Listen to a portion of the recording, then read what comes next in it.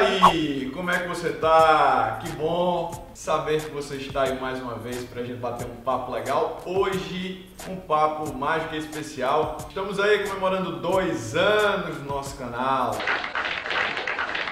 Pois é, 2 anos fazendo essa resenha filosófica, sociológica, batendo um papo sobre cultura, às vezes sobre cinema. Enfim, é muito massa a gente saber que esse tempo passou aparentemente rápido e a gente pôde trocar tanta ideia. Inclusive, para comemorar esse nosso aniversário de 2 anos, nós estamos aí lançando o nosso site. Pois é, aparece aqui o nosso site professorkraus.com. Você pode acessar, vai ter lá o nosso blog, tem algumas informações, vou estar colocando lá também os materiais para você que está se preparando para o Enem. Enfim, você vai poder acessar não só o nosso site, como também vai poder dar uma sacada no nosso Instagram, fazer um tour aí pelas nossas redes.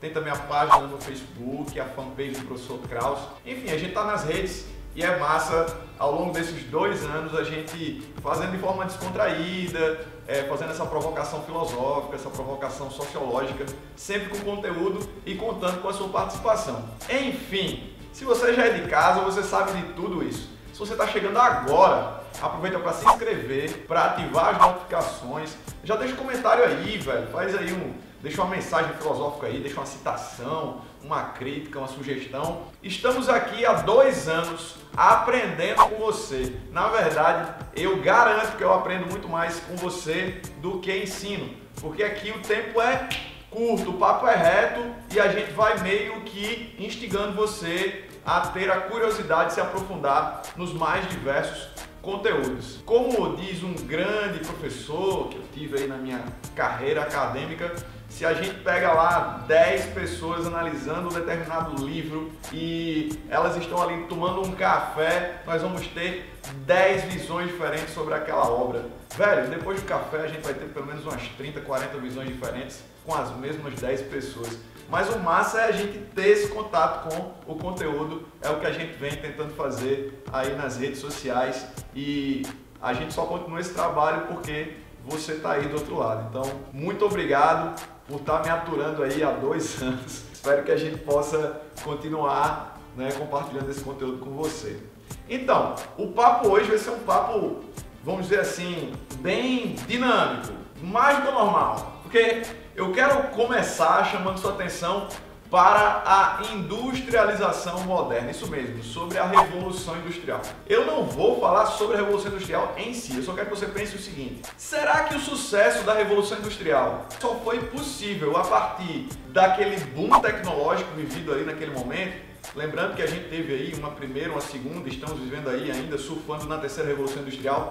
Será que foi só o aumento da produção proporcionado pela maquinofatura, as lógicas de produção aplicadas ali, o taylorismo, o fordismo, o toyotismo? Será que a divisão do trabalho? Me parece que não. Se você for analisar a história, você vai perceber que em condições normais as pessoas compravam apenas o que elas consideravam necessário. E as fábricas passaram a produzir muito mais do que o necessário. E aí eu vou dar um toque para você. Provavelmente o sucesso não teria sido o mesmo na velocidade que foi se o capital não tivesse casado com os meios de comunicação de massa, que a gente chama carinhosamente de mídia. Então os meios de comunicação de massa ajudaram, de certa forma, a colocar na cabeça da sociedade, do chamado mercado consumidor, que o desejo deve ser satisfeito e que a gente não vai comprar apenas aquilo que é necessário. Então, a gente não vai pensar apenas em consumo, mas vai começar a pensar em consumismo. Muita produção, muito consumo. A gente deixa de ficar ali apenas no campo de satisfazer o necessário e passa também a comprar aquilo que é supérfluo. Então, os meios de comunicação são muito importantes. E esse casamento com o capital fez com que os meios de comunicação eles evoluíssem cada vez mais. Então, essa coisa da cultura, da comunicação, da mídia, ela tem muito aí o aporte financeiro dos grandes empresários, das grandes multinacionais. É nessa perspectiva que a gente percebe que a tecnologia foi evoluindo de tal forma, até para viabilizar uma comunicação mais eficiente para a guerra, né? A gente sabe que a internet, por exemplo, o seu avanço tem a ver com tecnologia e inteligência para ser aplicada na guerra. Então, essa necessidade, digamos assim, de expandir domínios ou vencer guerra, expandir o capital e vencer a guerra do mercado, fez com que a internet e as redes sociais se transformassem numa ferramenta cada vez mais presente no nosso cotidiano. Antes mesmo dessa popularização das redes sociais, já encontramos pensadores preocupados com esse casamento entre capital e comunicação.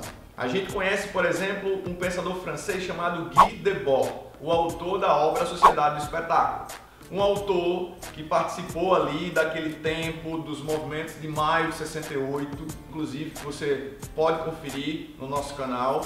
Vou deixar aqui, né, a sugestão, eu vou deixar também na descrição para que você confira também esse papo sobre os movimentos de maio de 68. O Debord fala que as relações sociais, naquele contexto, já na década de 60, década de 70, seriam relações pautadas por um caráter, digamos assim, puramente capitalista. E que as relações sociais, elas seriam mediadas por imagens. Então, do mesmo jeito que um produto precisa de uma marca e precisa de uma imagem para poder ser comercializado, a gente vai perceber que tudo vai se transformar em imagem. A política, a educação, a cultura, a arte e as relações sociais. Então, nós também somos imagens. E nessa sociedade do espetáculo, os cidadãos, os seres pensantes, deixam de ser seres pensantes e cidadãos para serem meros espectadores, marcados aí por uma postura de passividade diante da realidade. Algo que foi quebrado ali pelos estudantes e pelos trabalhadores franceses na ocasião. Mas perceba que esse casamento entre cultura, comunicação e capital faz com que a nossa preocupação seja não com o essencial, com o senso crítico, mas com o superficial, com o aparente. Algo que nós precisamos também verificar no pensamento de um grande filósofo influente nos dias atuais, o alemão Jürgen Habermas. O Habermas se preocupa muito com esse boom da tecnologia, dessa terceira revolução industrial, principalmente, dessa revolução técnico-científica e da popularização da internet. O Habermas, inclusive, chega a afirmar que é a primeira vez que nós temos uma revolução cultural que não tem um compromisso cultural, mas tem um compromisso econômico. Então, nós temos dois pensadores de alta envergadura na história pegando pesado com esse casamento entre comunicação, cultura e capital. E se a gente parar para analisar, essa questão é muito mais profunda do que pode parecer para você. Porque, de fato, nós estamos contemplando imagens, essa coisa do Black Mirror, não é? Que cultivar uma aparência, cultivar uma imagem e não se preocupar necessariamente com a essência das coisas. Inclusive, mais uma vez citando Habermas, a grande preocupação dele é que mesmo com tanto acesso à informação que a internet proporciona, nós não temos uma geração necessariamente leitora. E uma geração que não lê é uma geração que não tem ideias, porque não se apoia naquilo que foi produzido anteriormente e nas experiências equivocadas ou nas boas experiências do passado. Então isso é preocupante, o Habermas argumenta, mas isso pode ser revertido. Paralelamente, a gente pode discutir os efeitos colaterais dessa mercantilização das imagens. E se a gente parar para analisar esse dilema entre público e o privado nas redes sociais e na internet, é um dilema que ganha requintes de bizarrice e requintes distópicos, diria. Destacamos aí três personagens importantes. Vamos pensar no Julian Assange, o fundador da Wikileaks, o Edward Snowden, um ex-agente da inteligência norte-americana, e o Mark Zuckerberg, que é o grande ícone das redes sociais graças ao Facebook. O que eles podem ensinar pra gente sobre o público e o privado na internet? Nessa sociedade do espetáculo, criticada de forma pesada por Debord e por Habermas. O que a gente pode aprender no caso do Assange, que inclusive é uma persona não grata, digamos assim, entre grandes potências como Estados Unidos? O Julian Assange, ele coloca na sua organização, a Wikileaks, documentos confidenciais de governos para que a população em geral possa acessar, inclusive documentos que comprovaram, na virada do século, crimes de guerra cometidos por soldados norte-americanos em território iraquiano. No caso do Edward Snowden, ele deflagrou talvez o maior escândalo de espionagem dos últimos tempos, coisa que a gente via em filme. Pois é, o Snowden mostrou que o governo norte-americano espionava diversos governos, inclusive o governo brasileiro. Então, documentos aí confidenciais, chamadas, correspondências de muitos governos, incluindo o Brasil, foram vazados dentro desse esquema de espionagem. E no caso do Facebook, o que a gente ficou sabendo e ainda está rolando é que dados privados de milhões de usuários nos Estados Unidos, no Reino Unido e em outros lugares do mundo foram violados. E o Facebook ocultou essa informação para não causar um alarme, um caos entre os seus usuários.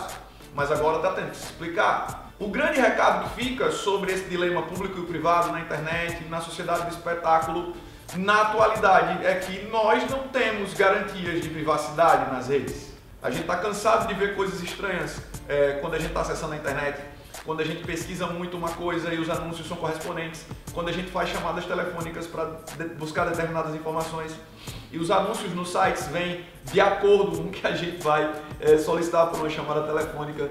Não confiamos em deixar a nossa webcam sem um adesivo. Enfim, a gente está vivendo uma espécie de Big Brother bem distópico mesmo. Evidentemente, a gente não está necessariamente inserido num contexto onde a gente vai se assustar com a tecnologia. Na verdade, eu acredito que grandes pensadores como Debord, como Habermas, como o próprio Zygmunt Bauman e o Pierre Levy, né, que a gente já citou em outros vídeos aqui do nosso canal e que você pode conferir, é que a gente precisa entender o momento em que estamos vivendo. Entender que as imagens são importantes sim, mas que elas não são tudo. Entender que as ferramentas são importantes, as tecnológicas, sim, mas que a gente não pode entrar num contexto de total alienação e dependência dessas tecnologias. A gente precisa usar as tecnologias como nossas ferramentas e eu acredito que um dos grandes alertas é o alerta do Habermas e o alerta do próprio Pierre Levy. Nós devemos utilizar a tecnologia, as redes sociais, a internet como uma ferramenta para o nosso crescimento, uma ferramenta educativa, para fins construtivos. A gente entrega a ferramenta para as novas gerações, só que a gente não ensinou o valor da ferramenta nem como utilizar essa ferramenta. Então, mais do que nunca, nesse vídeo de comemoração de 2 anos, eu acredito que essa reflexão é muito pertinente e recorrente. A gente já teve vídeo aqui no canal sobre rede social, a gente já teve vídeo aqui no canal sobre mídia, sim, e sempre que eu puder eu vou bater nessa tecla, trazendo mais pensadores, fazendo um link com a história para que a gente possa debater ainda mais essa questão que eu considero extremamente relevante. Inclusive, para você que está se preparando para o Enem, a gente já teve o público e o privado na internet como tema de redação. A gente já teve como tema de redação a publicidade voltada para o público infantil. Então, essa discussão do poder da comunicação, ela é muito recorrente na prova do Enem. Seja nas questões, seja como tema de redação. E, mais uma vez, é um tema que a gente precisa refletir para a vida. Afinal, nós estamos usando os recursos tecnológicos ou eles estão usando a gente?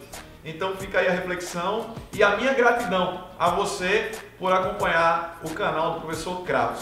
Um grande abraço para você e muito sucesso!